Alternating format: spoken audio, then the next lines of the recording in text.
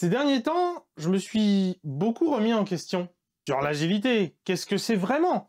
Est-ce que finalement c'est juste du bullshit, du grand n'importe quoi? Ou est-ce qu'il y a vraiment quelque chose d'essentiel derrière? Et force est de constater que l'agilité qu'on voit, ben souvent, malheureusement, ça ressemble plutôt à du bullshit, à du grand n'importe quoi. Dans ma quête de réponse, j'ai commencé à creuser de plus en plus le lean. Et jusque-là, mon point de vue, c'était que le lean et l'agilité, c'est la même chose. Alors, est-ce que c'est vraiment le cas? Est-ce que le lean et l'agile, c'est pareil? Ou à l'inverse, c'est quoi la différence? On t'explique ça dans cette vidéo. On va plonger dans les origines respectives de l'agile et du lean, et ça va peut-être te surprendre, mais une manière de voir les choses, c'est d'opposer les cols blancs et les cols bleus. Je pense que tu vas le voir dans cette vidéo, le lean, il y a vraiment beaucoup de choses à dire. Donc c'est pour ça, si c'est un sujet qui t'intéresse, abonne-toi à la chaîne, parce que clairement, va falloir qu'on sorte beaucoup d'autres vidéos sur le lean. Il y a tellement à dire. J'en profite pour remercier Nicolas Ploquin. Nicolas, il fait partie de la communauté Scrum Life et il est coach lean et on a pas mal échangé justement sur le contenu de cette vidéo. Merci. Il y a une phrase que tu connais sûrement. Pourquoi faire simple quand on peut faire compliqué? Tu l'as déjà entendu, j'en suis sûr. On l'utilise, avec ironie bien sûr, pour parler d'une usine à gaz, d'une solution super compliquée qu'on a mise en place alors qu'il existe des manières bien plus simples pour répondre aux problèmes. Eh bien, ce dont on va te parler fondamentalement, c'est de ça. C'est de cette tendance naturelle qu'on a à surcomplexifier inutilement les choses et de comment combattre cette tendance naturelle. Tout à l'heure, Jean-Pierre a parlé de col blanc et de col bleu. Si tu ne connais pas les expressions de col blanc et de col bleu, on s'en sert pour désigner la différence entre le travail du bureau, les ingénieurs, les personnes en chemise, au col blanc donc, et le travail à l'usine, dans les ateliers, les personnes en bleu de travail. Et cette fois, tu auras compris, avec un col bleu. Bon alors, pourquoi parler de ça? Quel est le lien entre le sujet du lean et de l'agilité? Revenons aux origines de chaque mouvement. Les origines du lean, c'est le Japon de l'après-guerre. Dans son livre The Gold Mine, Michael Ballet explique que les acteurs du lean, ce sont les fermiers japonais. Des personnes à l'esprit extrêmement pratique. L'état d'esprit fondamental du lean est là. Trouver des solutions efficaces, concrètes et peu chères pour continuellement améliorer le quotidien. Au passage, c'est vraiment une super lecture. Alors certes, pas très orientée ingénierie ou logiciel, mais ça pose vraiment d'excellentes bases sur le lean. Si justement tu t'y intéresses au lean, on te le recommande les yeux fermés ce livre. Et justement, si tu veux l'acheter, tu peux utiliser le lien qui est dans la description pour acheter le livre avec affiliation. Concrètement, l'affiliation, ça veut dire que ça soutient Scrum Life financièrement, on touche quelques sous sans qu'à toi, ça te coûte plus cher. Et l'agilité? Bien sûr, on connaît tous le manifeste agile qui a cristallisé un mouvement qui était déjà en cours, un mouvement qui regroupait des experts du développement logiciel de l'époque et qui prône des approches légères et orientées vers la valeur pour le client. Tu le vois bien le lien avec les cols bleus et les cols blancs? Alors bien sûr, tu me diras que c'est une opposition simpliste en disant que oui, le lean vient du manufacturing, de la production, des usines, quand l'agilité vient du monde du logiciel. Et peut-être, mais quand tu y réfléchis, tu vois que cela teinte très profondément les deux courants de pensée, qui sont à la fois très similaires dans les problèmes adressés et dans l'idéologie sous-jacente, mais qui pourtant en pratique peuvent différer radicalement dans la manière dont ils se manifestent. Finalement, à ce stade de la vidéo, voici la première chose à retenir. Une bonne part des gaspillages contre lesquels on se bat viennent d'une complexité inutile des solutions et des processus de production. Et on a le devoir de se battre contre cette tendance naturelle à vouloir faire trop compliqué. En agilité, on est habitué à avoir des équipes constituées de gens brillants, des gens souvent même trop brillants pour leur propre bien. Des gens qui ne voient même plus la complexité de ce qu'ils construisent, tellement c'est devenu naturel pour eux. Ils en oublient l'expertise de haut niveau qu'ils ont acquis au fil des années, et si ça leur semble naturel, alors ça devrait l'être pour tous. Et bien sûr, quand un ou une junior débarque par là avec aucune connaissance du legacy, catastrophe. C'est l'absence d'humilité des experts. En allant au bout de la caricature, c'est le cliché du col blanc hautain qui sait tout et qui donne des ordres. Côté Lean, l'état d'esprit fondamental est justement l'humilité. En Lean, la notion de processus n'est pas un gros mot, elle est fondamentale. En posant un process, en standardisant un process, on le rend répétable, transmettable, améliorable, et sans que ça ne soit vu comme aliénant. Et cette fois-ci, si on va au bout de la caricature, le cliché du col bleu, c'est quelqu'un à qui il faut tout expliquer dans le détail pour qu'il sache comment faire. Ça reste une caricature évidemment, mais on voit bien comment ça nous emmène beaucoup plus sur l'humilité. Alors, bien sûr, on simplifie en disant tout ça.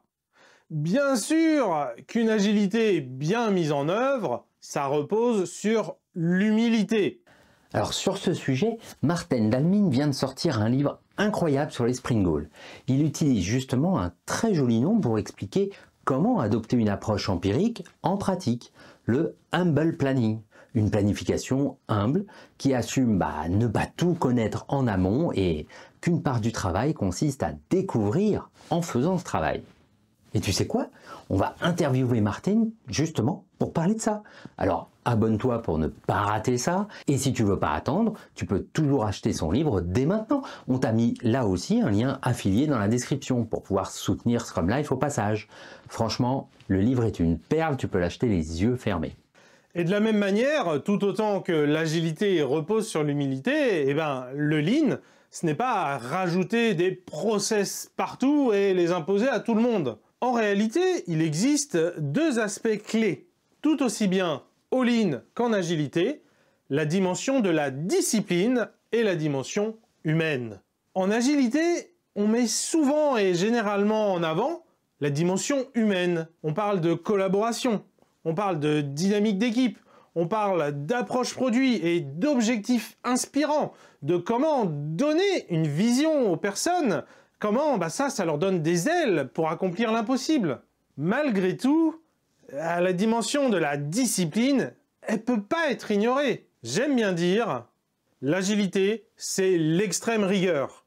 Et de la même manière, tout le monde s'accorde pour dire qu'il est impossible d'être agile sans l'excellence technique. Et donc, si on présente souvent l'agilité sous l'angle de la dimension humaine, si on parle vraiment de l'agilité qui marche, la vraie agilité, elle ne peut pas être dissociée de la dimension discipline.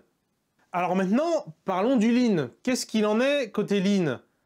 En Lean, on met souvent et généralement en avant, au contraire, la dimension discipline. On parle de visualisation, on parle de réduire la variabilité, on parle de flux, on parle de qualité, avec des outils comme des checklists, des listes de contrôle, comme leviers fondamentaux d'optimisation. Malgré tout, la dimension humaine ne peut pas, ne doit pas être ignorée. Alors déjà, et bien sûr, quand on met en place une procédure, elle repose sur un être humain qui la met en œuvre et qui la respecte avec discipline. Mais ça va bien plus loin encore. Il n'est pas tant question de mettre en place une procédure à respecter absolument que de définir un standard qui met la personne en situation de réussir, mais qui permet aussi et surtout de réfléchir pour s'améliorer en cas d'écart. L'amélioration continue, qui est vraiment au cœur du Lean, c'est son fameux Kaizen que tu as déjà dû entendre. Elle repose fondamentalement sur les personnes, sur ceux qui font, ces personnes qui connaissent la réalité du terrain, qui peuvent comprendre les causes des problèmes rencontrés et améliorer leur manière de faire. Et cette amélioration continue, elle s'applique à tous les niveaux. Tout le monde, à son niveau, peut apporter des améliorations aux produits et aux processus, du développeur logiciel au surveillant de parking. Aussi, si on présente souvent le Lean sous l'angle de la dimension de la discipline, le Lean qui marche, le vrai Lean, ne peut pas être dissocié de la dimension humaine. Alors bien sûr, finalement, je parle ici d'une compréhension déjà relativement profonde du Lean comme de l'Agile. Une compréhension qui serait simpliste, superficielle, a toujours tendance à réduire au point de dénaturer. Et ben c'est justement comme ça qu'on se retrouve avec des mises en place délirantes du Lean. Note bien les guillemets, hein. Je parle pas du vrai Lean, je parle du Lean dénaturé, simplifié à l'extrême, qui justement se transforme en police du process, police du processus, qui est là pour fliquer, vérifier que tout se passe exactement comme on l'a dit, ou encore en département qualité qui fait la loi dans la boîte, au lieu de servir de fondement à tous pour s'améliorer et qui s'intègre dans le quotidien des équipes, ou encore tout simplement en chasse aveugle à la réduction des coûts. Voilà, le cost killing, on s'en fiche, juste faut que ça coûte moins cher. Et tout ça arrive parce qu'on a finalement rien compris au Lean.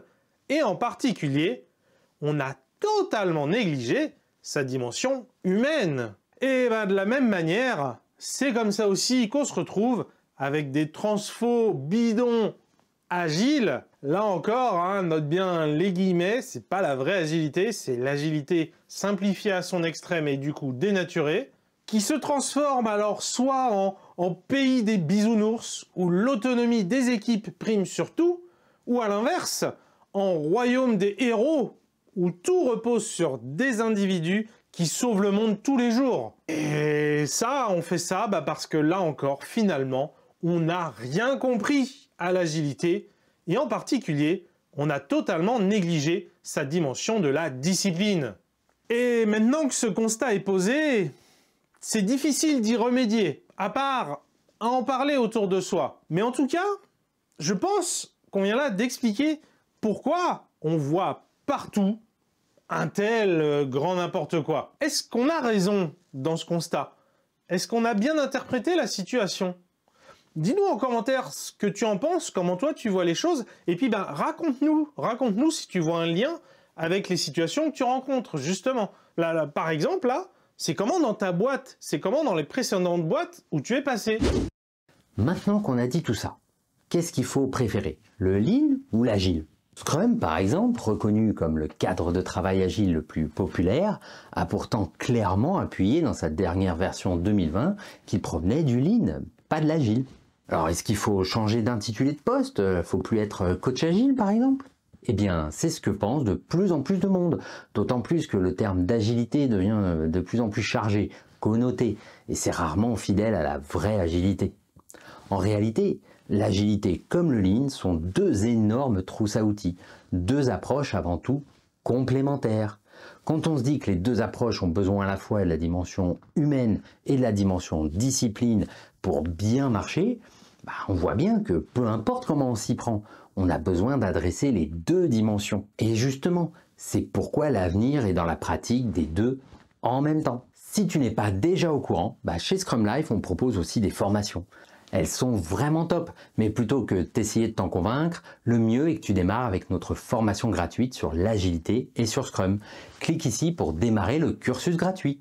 Et si tu découvres le Lean, tu dois absolument regarder cette interview de Cécile Roche qu'on a précédemment fait sur la chaîne. Elle complétera à merveille cette vidéo avec le point de vue de cette experte renommée. Allez, à la prochaine fois. Ciao!